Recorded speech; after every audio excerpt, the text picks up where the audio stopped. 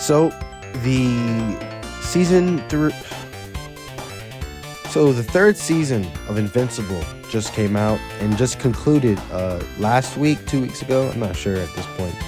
But it was really, really good. And I've been watching the show for a while now, probably since it first came out. I think it came out in 2021. But I'm really enjoying it. But I wanted to tell you guys or talk to you guys about a couple of crazy ass things that I've been thinking about from the series perspective that they just don't really explain, or it kind of just gets ignored. And I think they're kind of funny. I think they're kind of crazy. So if you guys like this kind of video, if you like the content, like, comment, subscribe, the drill, or just enjoy the video. I want you guys to just relax and take a break from life and just chill. So let's get into it.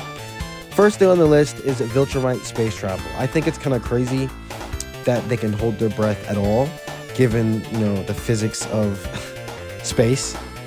Try holding your breath, outer space. Tell me how that goes for you. But yeah, it's like these dudes can hold their breath in space and fly for like 2 weeks at a time. But doesn't that get boring for them? Doesn't it? The whole idea of just flying in a straight line in nothing but darkness for 2 weeks, just hoping that I'm going in the right direction. It's just yeah, that seems like so much ass to me. I also think it's hilarious that Viltrumites can go in space without any clothes. I think it's kind of weird how they don't need a helmet or goggles or something. They can just, yeah, it's just weird to me.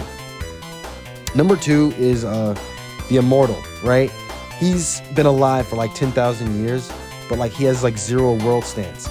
I don't know, it's just I find it kind of hard to imagine that Immortal is just good and nothing else, and he hasn't done anything underneath in the underworld of the world to establish his control over it. I feel as an immortal person, as a character that can survive for ever, I don't understand why he doesn't have a lot more use or reach as a character, because it's dude, you could have literally been building the world how you saw fit. Okay, so spoilers, but Robot does some things that really screw up the world, but also makes it a utopia. I don't see how the Immortal couldn't have done that, but from the beginning of time. You couldn't have set it up after living a couple thousand years and realizing the right way to live. Why wouldn't you set up the world in a way to live in that way? I don't know. I'm just brainstorming. But the next thing I want to talk about is so aliens exist, right? And that's all good and well. But hell also exists too. If you guys didn't watch the last end credits of the 8th episode of the 3rd season, Deacon Darkblood pulls up. He's back in hell because Cecil sent him back, which is also insane that nobody talks about. But Cecil sent him back to hell, and while he's in hell, he's plotting his revenge tour back on Earth, and it's actually kind of crazy because hell exists. Hello? I don't know about you guys, but for me, I can't really illustrate hell or heaven for that matter in my head. I can think about alien planets. I can imagine, what, an alien might look like, or what their world might look like or sound like or feel like, but otherworldly places like hell, purgatory, heaven, I can't think of what it looks like in my head. So to me, when I see it illustrated in media, in Invincible, it's just crazy. It's crazy to me that it exists.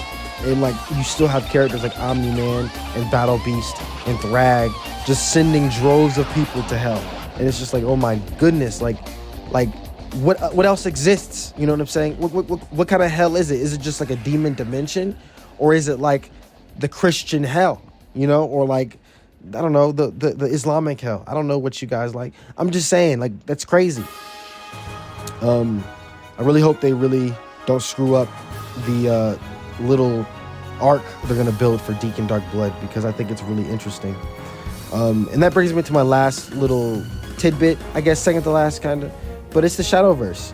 Like, first of all, Darkwing 2, he just has that ability for some reason. Like Darkwing 1, the first one, like the Batman of the duo, I guess, he didn't have any supernatural ability, like, at all. He was just a guy who trained to the maximum of his potential, and he was like a Batman kind of figure. But like his Robin has like an eldritch H.P. Lovecraft superpower that allows him to like Shikamaru people into his dimension, which contains nothing but pure darkness infinitely, while simultaneously containing these large, grotesque ass creatures that rival Viltrumites. Let's put it that way. Darkwing 2 pushed a Mark variant into the Shadowverse during the Invincible War, and they haven't come out since, so you can safely assume that whatever was in there got him, and that's just crazy. There's zero explanation for this this power too. Like, there's zero exploration. No one talks about it, you know. And to me, the accessibility of this ability, like the versatility and just what you can do, the usefulness of this ability is just ridiculous. It really makes the potential of this power endless, and nobody talks about it. Nobody talks about it, and it's like, yo, this could be its own story, like high key. So yeah, my last little thing I want to say that's kind of crazy about the show is that the Viltrumites gave Mark, after they beat the shit out of Nolan and Invincible, they gave Mark a century to essentially subjugate Earth for Viltrumite rule. And the crazy part to me is that Anissa pulls up, like, I want to say like half a year later, and she's like, yo, Mark, what the hell are you doing? Like, I don't see no slaves around here. Like, you're not doing your job, bro. And it's like, dude, like, you gave him a century. Why are you coming 6 months in? Like, that's like 0.0% of the time you gave him to do his job. Like, but at the same time, I get it, because they're Viltrumites. You know, one singular Viltrumite could take over the planet easily. Like, Conquest could have easily destroyed the planet. So I'm not too, like, surprised that Anissa and Conquest pulled up so quickly, I guess. But I just thought it was hilarious that, like, two of the most powerful Viltrumites pull up, and they're like, yo, Mark, I don't see no suffering going around here, brother. And it's like, yeah, that's wild to me.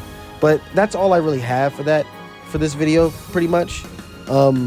I could talk about the Viltrumite space travel a little bit more, but I mean, it really is just like the boredom of it all. Like, how the hell do you fly in one direction in space for that long, holding your breath consciously and not get bored? Like, I know y'all don't need to sleep or eat or anything like that, but it's just like, I don't know how y'all do it. And like, where do you guys stop? Like, are there burger marts that you guys just stop on asteroids that contain an atmosphere that you can breathe real quick? You know, and again, I'm aware that I'm sure you guys don't need to breathe like Earth oxygen. I'm sure you guys could breathe multitudes of oxygen or air-like substances in the whatever. So yeah, that's all I really have to say about that. It's just really boring, and it's a long time doing absolute fuck all. But with that being said, that's it for this video. If you guys like it, please comment, subscribe, and I'll talk to you on the next one. All right, peace.